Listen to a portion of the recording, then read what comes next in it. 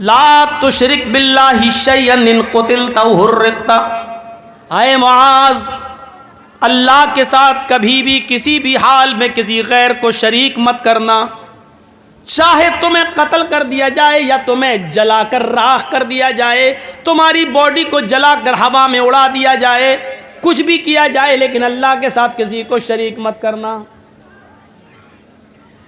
शिर्क सबसे बड़ा गुनाह है। इन्नल्लाह ला यग़फ़िरु अन युशरक बिही व यग़फ़िरु मा दून ज़ालिका लिमन यशा। अल्लाह शिर्क को कभी माफ़ नहीं करेगा और उसके अलावा जिसको चाहेगा बख्श देगा। उस अपनी कुदरत से जिसको चाहेगा माफ़ कर देगा, लेकिन शिर्क को कभी माफ़ नहीं करेगा। अगर किसी मुशरिक को उसके शिर्क की वजह से माफ़ी मिलने की इजाज़त होती या माफ़ किया जा सकता है कोई मुशरिक, तो वो अल्लाह के रसूल के चचा अबू तालिब हैं, लेकिन अबू तालिब को भी माफ़ नहीं किया जाएगा।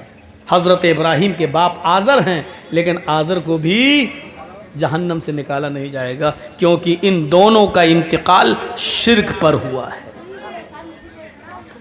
समझ में नहीं आ रहा है भैया, पीछे बोल रहा है, देखो लगा कान में आवाज़ आती है भाई। असल में हम लोग बम्बई, राजस्थान, हरियाणा, हैदराबाद, कश्मीर, पंजाब, हर जगह जलसा कर चुके हैं, बड़ा सुकून रहता है, तो वही आदत बनी हुई है। टोटल बिहार और बंगाल में हम जलसे कर रहे हो तो शोर शराबे में भी बोलने की आदत होती, तो हमारी नहीं है आदत, हम भूल जाते हैं, अब जहन से निकल जाता है कि हम क्या बोल रहे हैं।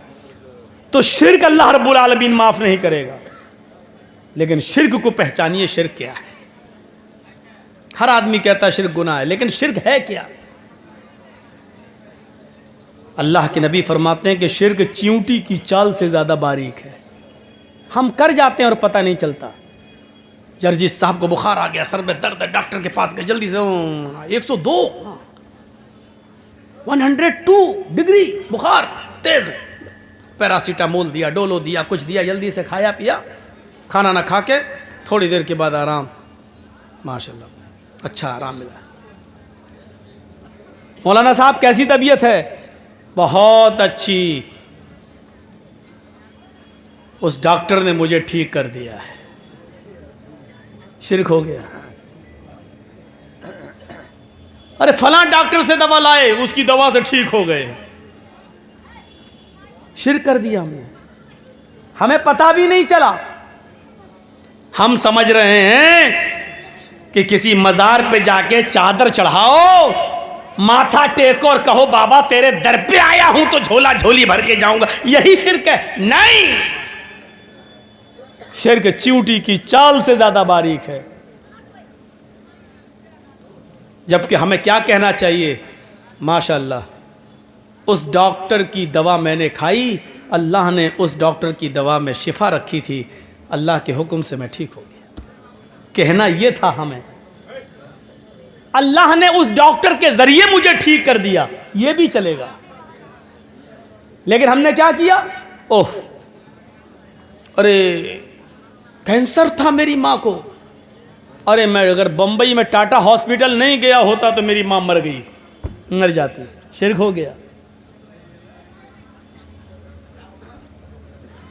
घर में कुत्ता पला हुआ, पालना नहीं चाहिए, मैं ये नहीं कह रहा हूं कि पालो, बहुत से लोग पालते हैं।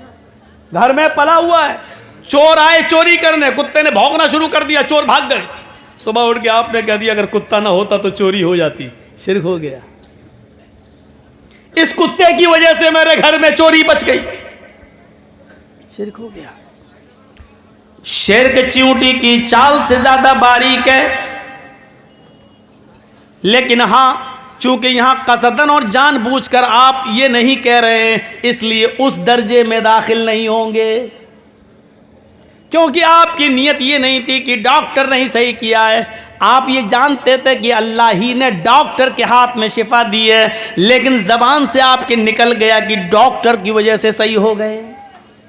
यहां नीयत का दारो मदार है, नीयत देखी जाएगी। आइए, एक बियाबान जंगल है, जंगल में कुछ लोगों ने तुम्हें घेर रखा है, सबके हाथ में तलवारें हैं, आप अकेले हैं और आपसे पूछा कि आपका नाम, मैंने कह दिया मोहम्मद जर्जीस।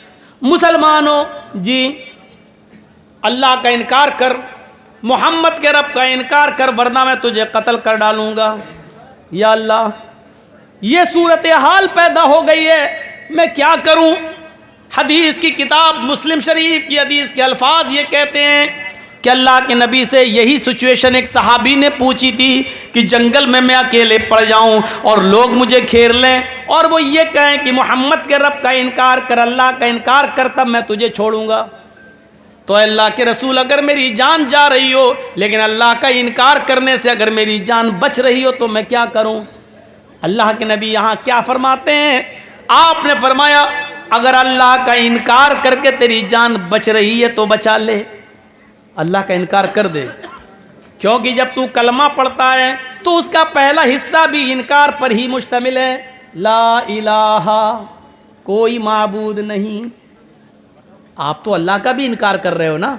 ला इलाहा, कोई है ही नहीं रब, कोई है ही नहीं माबूद, इल्लल्लाह कह के अल्लाह का इकरार कर रहे हो। पहले तो आप इनकार ही कर रहे हो ना, पहले इनकार, ला इलाहा इल्लल्लाह, ला इलाहा, कोई है ही नहीं, अल्लाह का भी इनकार, बाद में कह रहे हो इल्लल्लाह।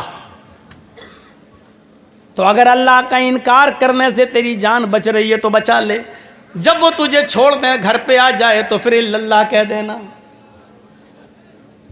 यानी अल्लाह के अलावा कोई फर्क नहीं पड़ेगा, तुम्हारी जान बच जाए तो ऐसा कर सकते हो। अल्लाह का इनकार करके तेरी जान बच रही है तो बचा लो। उसने मसला बदल दिया।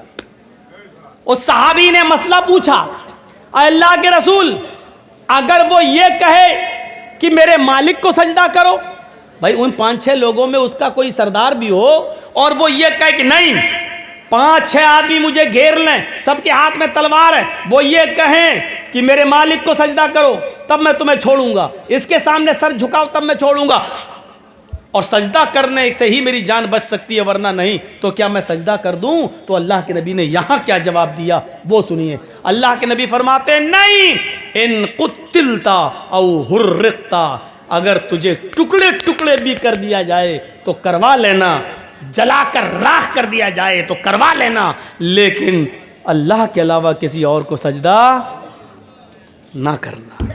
शिर्क समझ गए आप। अल्लाह को यह मंजूर है कि बंदा मेरा इनकार कर दे, लेकिन अल्लाह को यह गवारा नहीं है कि मेरा हक मार कर वो किसी और को दे दे, सजदा मेरे लिए है ये किसी और को कर दे, ये अल्लाह को गवारा नहीं है। आए दरे गैर पर सर झुकाने वालों, जंगल के अंदर अपनी जान बचाने के लिए भी किसी गैर के सामने सजदा करना जायज नहीं है। अल्लाह का इनकार करके जान बच रही है तो बचा लो, लेकिन अगर किसी को सजदा करके तुम्हारी जान बच रही है तो नहीं बचा सकते हो। मर जाना गवारा कर लो, लेकिन गैर को सजदा ना करो। मुस्नद अहमद ही की एक हदीस है ना कि 2 लोग एक बुत के पास से गुजरे, मर्रा रजुलानी आला सनम, एक बुत के पास से गुजरे, एक मूर्ति के पास से गुजरे। मूर्ति पर एक आदमी बैठा हुआ था, जैसे आज मंदिरों में बैठे होते हैं, मज़ारों पे बैठे होते हैं, उस पत्थर की मूर्ति पर एक आदमी बैठा हुआ था। उन दोनों से कहने लगा, कर्रिब शैअन, कुछ चढ़ाओ इस मूर्ति पर, कुछ चढ़ाओ। सुनिए, बहुत गौर से सुनना, इस मूर्ति पर कुछ चढ़ाओ।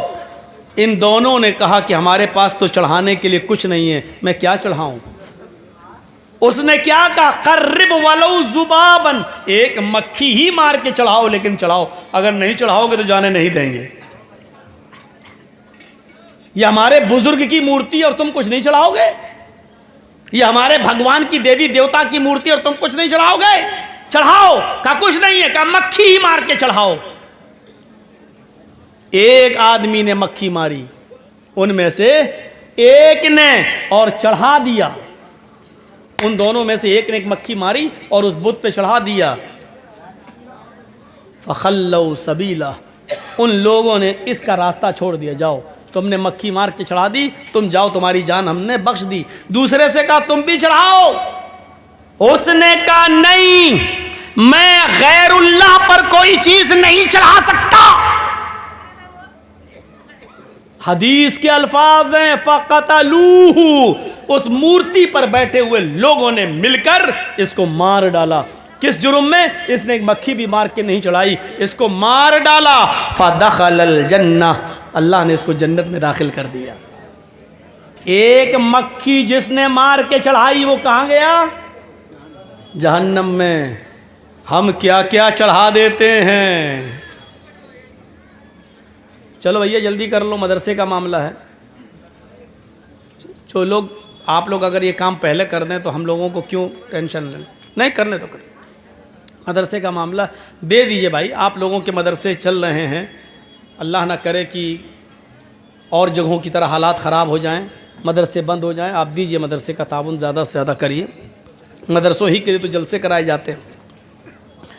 तो एक मक्खी चढ़ाई तो कहाँ गया? जहन्नम में। तो शिर्क को समझने की कोशिश करिए, शिर्क किसे कहते हैं। एक और शिर्क को समझिए, और बहुत अच्छी मिसाल दे रहा हूं मैं।